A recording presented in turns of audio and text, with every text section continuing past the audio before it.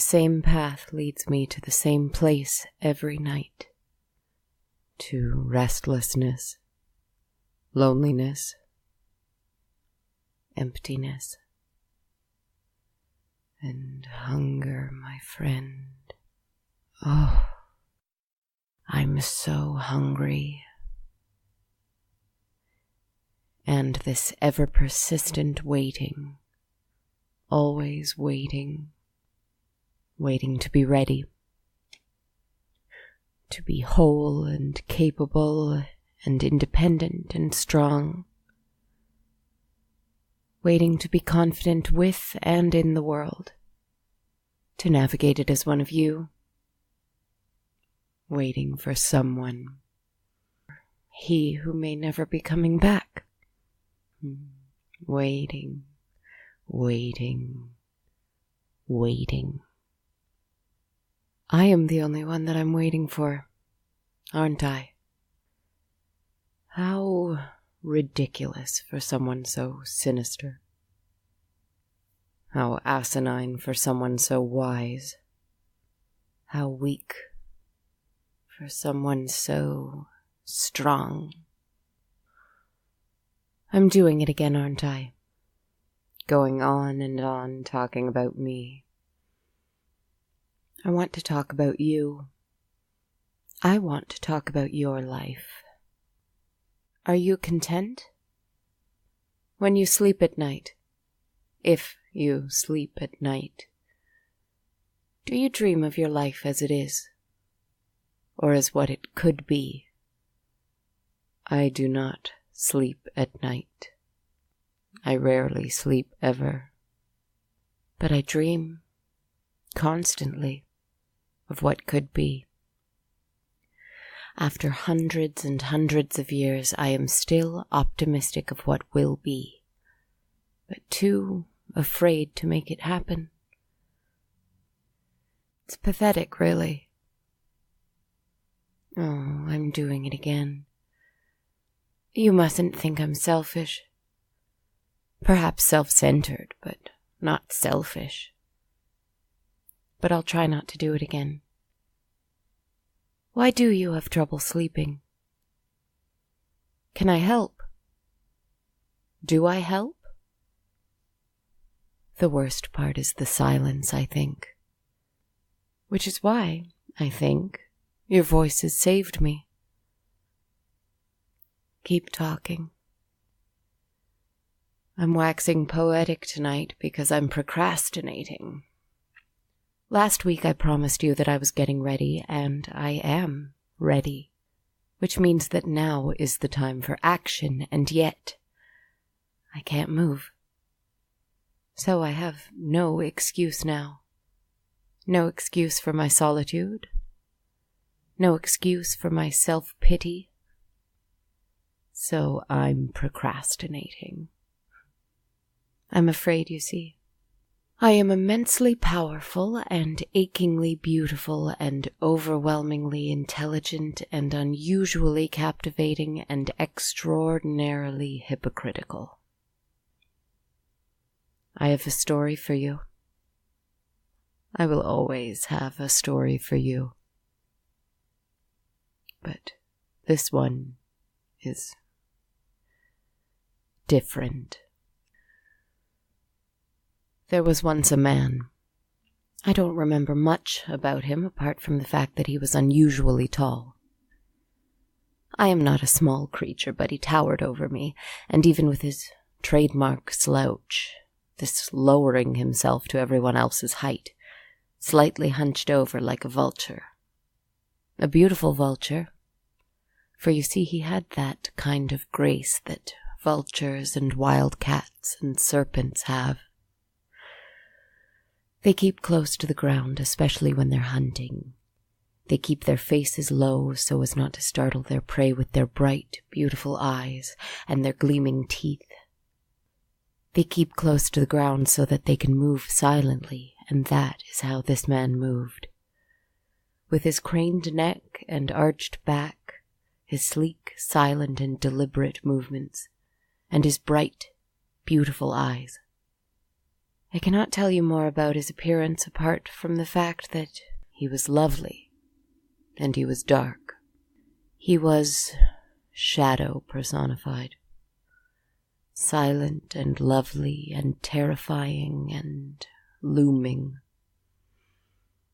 But I digress. This is the story of a strange man locked away in a tower.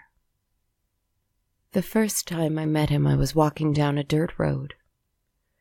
It was well worn with the hooves of horses and the wheels of carts.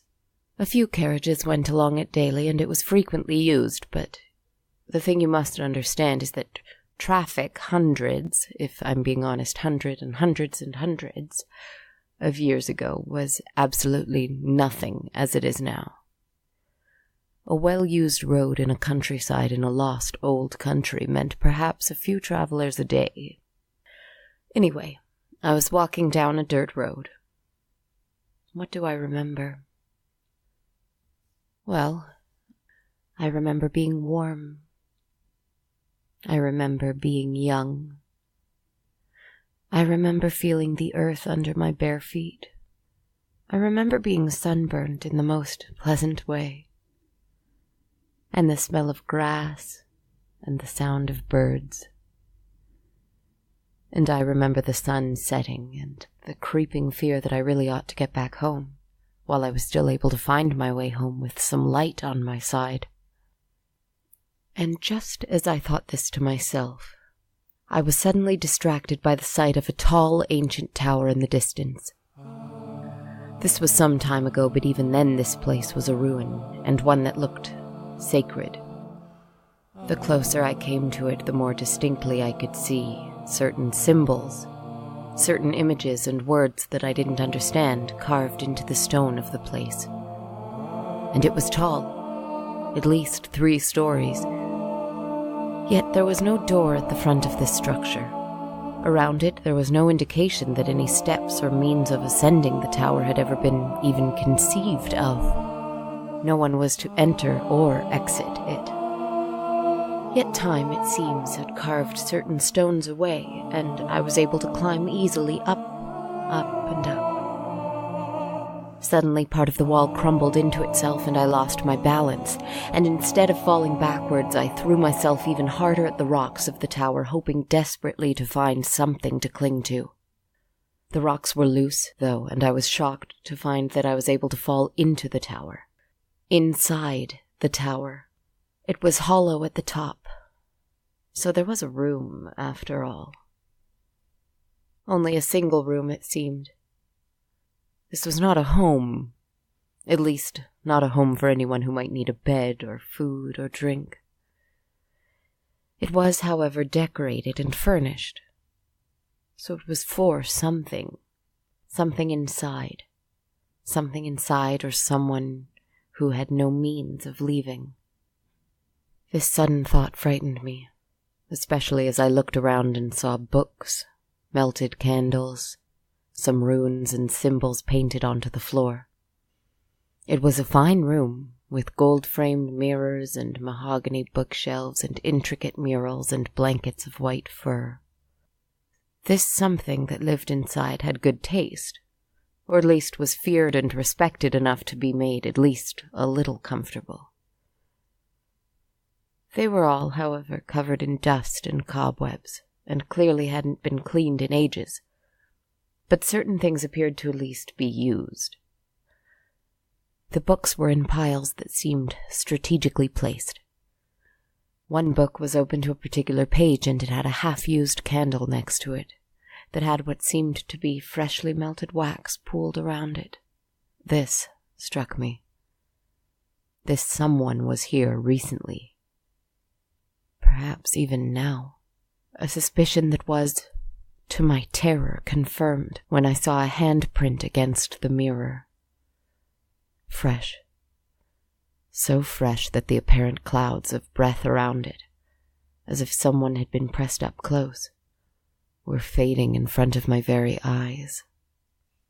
As I stood, dumbfounded and shaking, I heard a low laugh coming from behind me. Not a malicious laugh, not uproarious, but happy.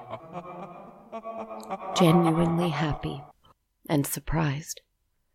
Gleeful. Perhaps even grateful. It was low and it was melodious. As I turned to look, however, no one was there. Yet I heard another laugh on the other side behind me once more. This time I caught something large and dark moving unnaturally quickly in my peripheral vision. I turned to look. No one there. Something was with me, I had no doubt, but it was too fast for my eyes. I stayed perfectly still at first out of a general fear and confusion, and then because I heard what sounded like someone breathing slowly in my left ear. Slow footsteps that were almost completely inaudible moved around me. It was coming to face me. You needn't ask or point out the obvious. Of course I saw the jagged teeth, the preternaturally long fingers and sharp black fingernails. I saw how gaunt he was and how absurdly tall. And I felt, emanating from him even from this distance, a deep and bitter cold. I saw the black cloak he wore that was not from my time, and I understood that these things should have been terrifying to me at the time, and they were, I can assure you. But I also saw the large, black, brilliant eyes. I saw the wise and tragic expression in them. I saw the grace in his footsteps, the elegance of his hands. And he smiled such a smile that made you instantly believe that you and he were in on the same joke. A secret joke that only you two knew. He smiled unlike anyone has ever smiled or ever will. It was tragic, beautiful, knowing, innocent, evil, good, funny, all at once. His smile was everything. He was, suffice to say, as horrible as he was beautiful. He picked up my hands with his hands, which now radiated cold, and he craned his head to kiss my hands. His lips were soft and cold, and his kiss made me shiver. He smiled that smile at me and said in a soft, pleasant voice, "Thank you." And the next thing I remember was a rapid blur of the black of his cloak, and then nothing. Darkness. I woke up hours later to discover that no one was there. Really, this time, no laughter, nothing. The hole I had made in the wall let in the cold night air. I ached all over as though my body had been through some trauma, but I wasn't sure what. And I was terribly, unbelievably cold. Yet I couldn't shiver. And then I caught a glimpse of myself in the mirror. Tears of shock came to my eyes as I realized I was changed, and to what extent. I won't go into too much detail, but it was no wonder I was cold. All of the color had drained from my face. My hands had changed, though they weren't unfamiliar as I remembered the man. And my nails were long, and my teeth had sharpened into gleaming white points. But my eyes were black and shining. God, they were like doll's eyes. After the shock eventually faded slightly, though it would be some time before it left me completely, I decided I must head home. I must go home. I gingerly climbed down the tower and walked back to the road to take it all the way home. My home. As I walked, I saw something on the road, something large. A bundle of clothes? No, my God, it was a person. A man. I ran to help him, but he was already dead. He was pale, looking like he had been drained of life, literally. his cheeks gaunt, his hands frozen into a clawing position, his eyes and mouth wide with fear. I called for help, but no one came. So I ran further down the road. A group of travelers, dead, empty, and paralyzed in silent shock. Further down the road, even more still. And finally, I saw, in the moonlight, his eyes glinting and his smile clear as day, him. He was with a man who was shouting, threatening with a knife, clearly intent on defending himself. But it was no use. There was no way he would be able to. It was over in 1 second as a flash of shadow moved so quickly around him, and he was immediately on the ground, same as the others. Frozen, shocked, lifeless. The man then looked at me and smiled. He moved toward me in that rapid way he had, and I flinched, thinking he would kill me too. I tried to scream, but he was in front of me fast enough to cover my mouth with his cold, alien hand, just in time to silence me. "You don't need to fear me, ever," he said. Then he let go. He backed away, smiling even more widely, and he bowed deeply. "That is my gift to you." I had unleashed him into the world. This thing that left corpses in its wake. This gentle, terrible monster. It was my fault. And his reward for me was this curse that I still live with to this day. This life, if you can call it that. This non-life. For it isn't really death, is it? Is he?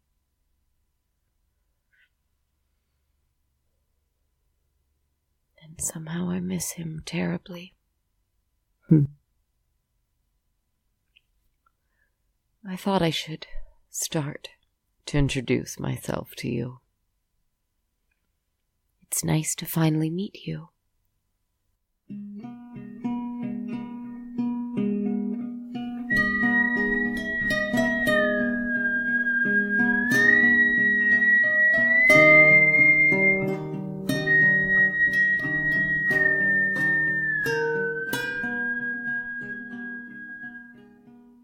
Hi guys, thank you so much for listening. This is Kristen Zaza, and welcome to another episode of On a Dark, Cold Night.